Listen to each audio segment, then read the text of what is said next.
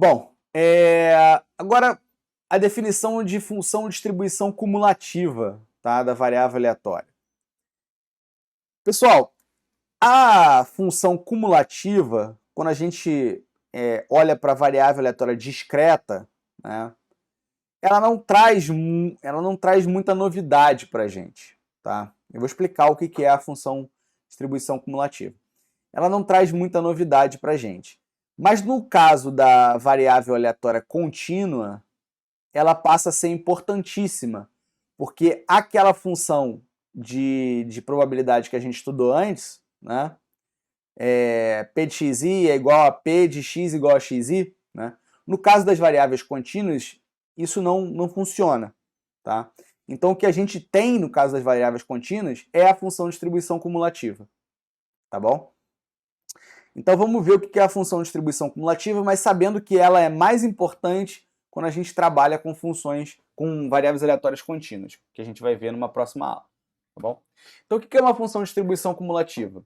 Ela é uma função, né, que leva da variável aleatória para o valor de 0 e 1, ou seja, ela também é uma probabilidade, ela vai te dar uma probabilidade, né? Onde FA, que é a função de distribuição cumulativa, é dado por P de x menor ou igual a A, para A maior do que menos infinito e menor do que infinito. Tá bom? Então, a função de distribuição cumulativa, ao invés de você fazer P de x igual a A, que seria a função de probabilidade, né, ele faz P de x menor ou igual a A. Ele pega um intervalo.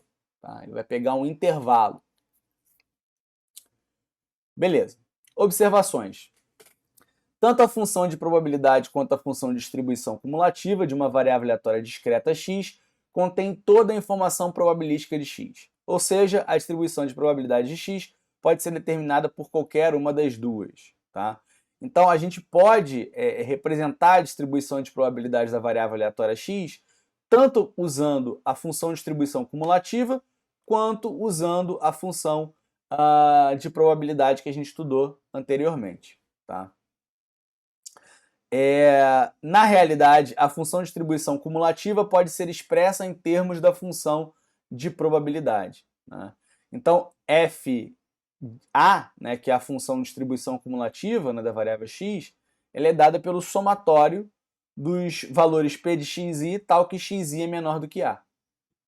Tá bom? A gente depois vai ver um exemplo que vai ficar mais claro. Algumas propriedades. A primeira é que para A menor ou igual a B, a gente tem que f de A menor ou igual a f de B. Tá? Essa propriedade é uma consequência imediata do fato que se A menor ou igual a B, então o evento x menor ou igual a A está contido no evento x menor ou igual a B. Tá? Se A menor ou igual a B, a gente consegue ver isso também, né? Porque se f de A é o somatório dos P de xi para xi menor do que A, né? Se eu tenho que A menor... Aliás, vamos fazer o contrário aqui, né?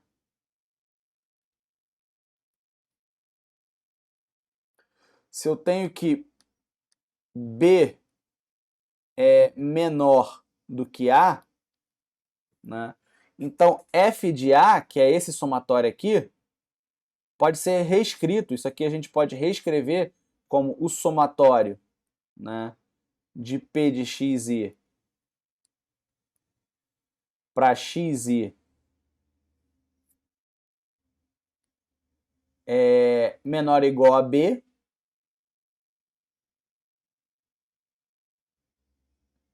menor ou igual, aliás, menor do que B, né? Mais o somatório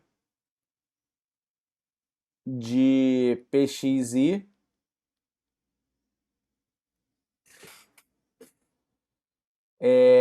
para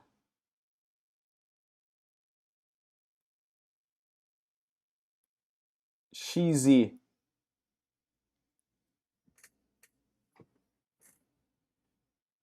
maior ou igual a B,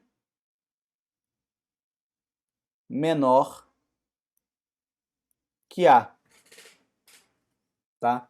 Então, pessoal, se você olhar, isso aqui vai ser o quê? F de B mais esse somatório.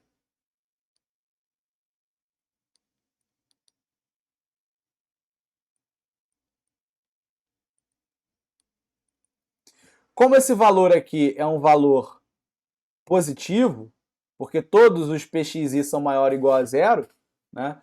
Esse valor aqui, esse FB mais esse carinha aqui, tem que ser maior do que o valor de FB, né? Então eu tenho, a consequência disso é que FA é maior que FB, que é o que a propriedade estava dizendo, né? Se eu tenho um B menor, e a gente também pode escrever isso aqui o contrário, né? Que FB é menor que FA. Então o que ele está dizendo é, se eu tenho que B menor que A, então FB também é menor do que FA. Tá. Beleza. Então 2. Uma vez que FA é uma probabilidade, seu valor está sempre no intervalo 0 a 1. Mais que isso, o limite quando A tende a infinito, quando A tende a mais infinito, o limite de FA quando A tende a mais infinito, é igual ao limite de P de x menor ou igual a A quando A tende a mais infinito, e esse valor vai ser igual a 1. Tá? Então, o que ele está dizendo aqui, basicamente, né? Eu tenho a minha função aqui. Quando o A tende ao infinito, né, esse cara está tendendo ao infinito, a minha função tende a chegar no valor 1. Porque lembra que eu estou sempre somando, né? A gente vai ver isso depois para ficar mais claro, né? Mas eu estou sempre somando aqui. Um gráfico da minha distribuição cumulativa é alguma coisa desse tipo aqui, ó.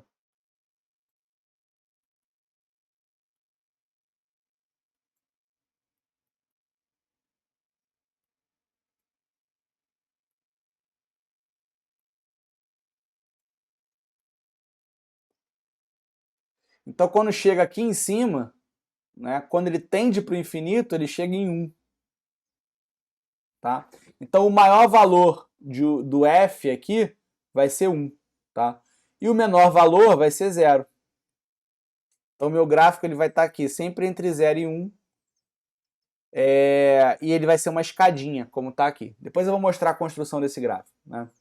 E quando você tende a infinito, a menos infinito, né, o limite, quando A tende a menos infinito de P de x menor ou igual a A, vai ser igual a 0. Ou seja, o valor de f, né, quando tende a menos infinito, que é para cá, né, vai ser igual a 0. Né? Então, supondo que isso aqui seja 0, né, vai ser isso aqui, o gráfico da função. Tá? E f é contínuo à direita, significando que o ponto aonde você tem o valor aqui, efetivamente, né, ele está sempre à direita dessa reta. Então, a minha reta está aqui em 0, 0. Aí daqui a pouco eu tenho uma descontinuidade e chego aqui no próximo valor. E aqui no próximo valor. Então, sempre à direita. Tá? A continuidade dela acontece sempre à direita. Conclusão, qualquer função f que satisfaça essas propriedades que eu acabei de falar para vocês, propriedade 1, 2 e 3, ela é uma função de distribuição cumulativa de alguma variável aleatória x. Eu não sei de qual, eu posso não saber de qual, mas de alguma variável aleatória x ela é uma função de distribuição cumulativa. Tá? Então, exemplo 2. Suponha que um experimento consista no lançamento de 2 dados honestos. A gente já viu esse experimento. Seja x a variável aleatória dada por x, w1, w2 igual a max, w1, w2, determine a função de distribuição cumulativa de x. Então aqui a gente quer determinar a função de distribuição cumulativa. Tá? Então vamos fazer isso. A gente, lembrando que é uma variável aleatória discreta com contradomínio finito, né? Então a gente pode vir aqui e fazer f de 1 vai ser igual ao quê? A probabilidade de x menor ou igual a 1. Tá?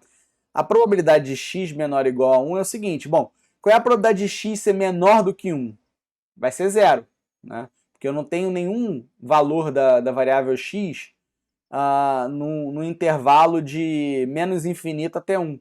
Então a probabilidade de x ser menor do que 1 é 0. E a probabilidade de x ser igual a 1? Aí a gente sabe que é 1 sobre 36.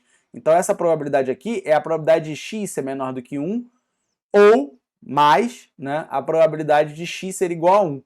Então vai dar 0 mais 1 sobre 36. Isso aqui é 1 sobre 36. F de 2 é a probabilidade de x ser menor ou igual a 2. Tá? Bom, x menor ou igual a 2, a gente tem dois casos aí, né?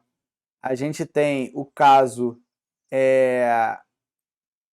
que é a probabilidade de x ser menor ou igual a 1, mais a probabilidade de x ser igual a 2. Né? Então, isso aqui é a mesma coisa que a probabilidade de x menor ou igual a 1, mais probabilidade de x igual a 2. Né?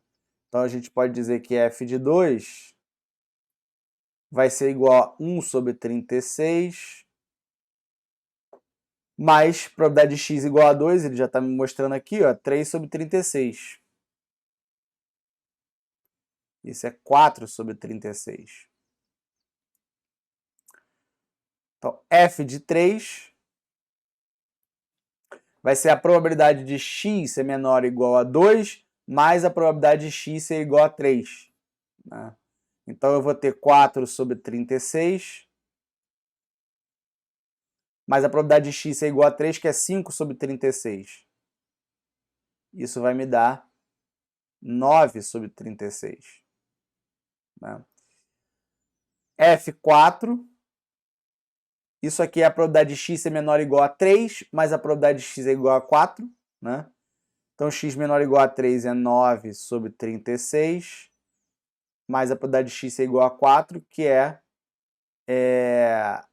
7 sobre 36.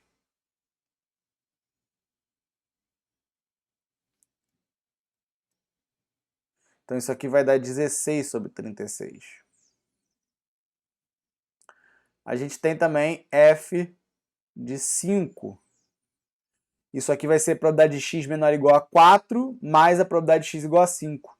Né? Então, 16 sobre 36, mais a probabilidade de x igual a 5 é 9 sobre 36.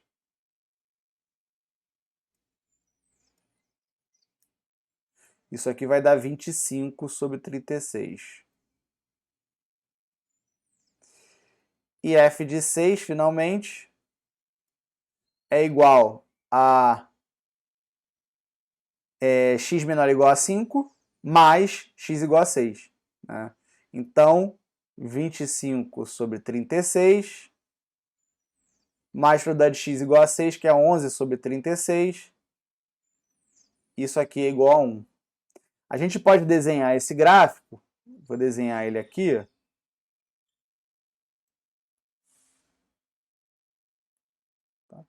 Então, aqui eu tenho 1, 2, 3, 4, 5. Tá? Então, o meu gráfico aqui vai começar... E aqui é o F, né? Então, o meu gráfico aqui vai começar no 0.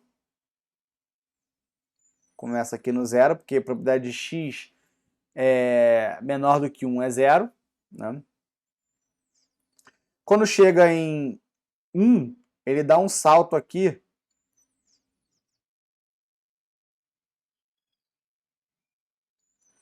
para 1 sobre 36.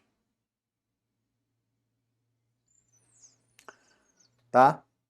Depois a gente continua.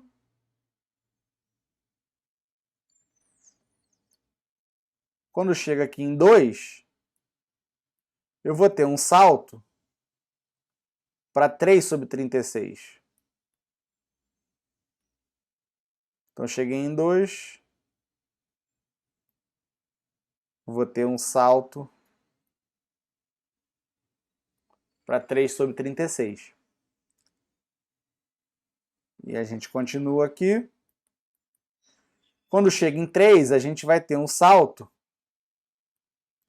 para 5 sobre 36.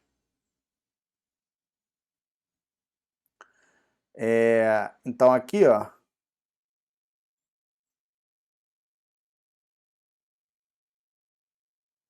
tivemos um salto, e aí a gente continua aqui.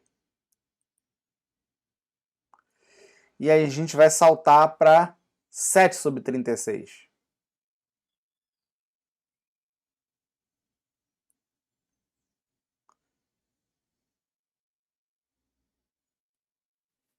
E a gente continua aqui. Eu esqueci aqui de botar o 6, né?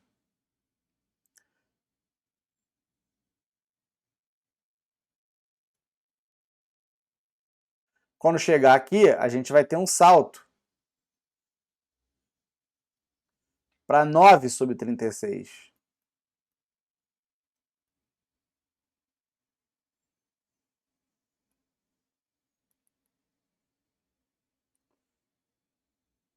Vamos até o 6. E agora a gente tem um salto para 1.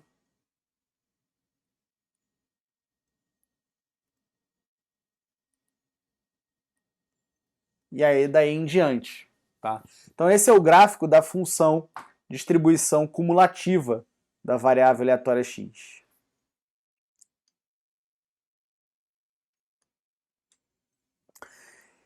Então, pessoal, com isso a gente termina essa aula sobre variável aleatória discreta. Tá? É importante você ter em mente o que é uma distribuição de probabilidades. Simplesmente como que a probabilidade 1 é distribuída pelos diferentes valores do Rx. Tá? Isso é a distribuição de probabilidades. A gente pode usar para representar ou para compreender a distribuição de probabilidades da variável aleatória x, tanto a função de probabilidade, que é o que a gente viu, que é p de x igual a xi, né? Quanto a função de distribuição cumulativa, no caso da variável aleatória discreta. Tá?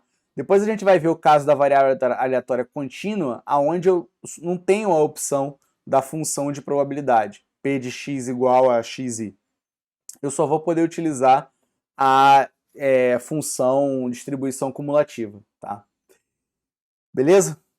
Na próxima aula, a gente vai estudar algumas variáveis aleatórias discretas importantes, né, que têm uma distribuição de probabilidade bem conhecida, né, e que são importantes para diversos tipos de problemas. Tá bom? Então vejo vocês na próxima aula e até lá. Um abraço.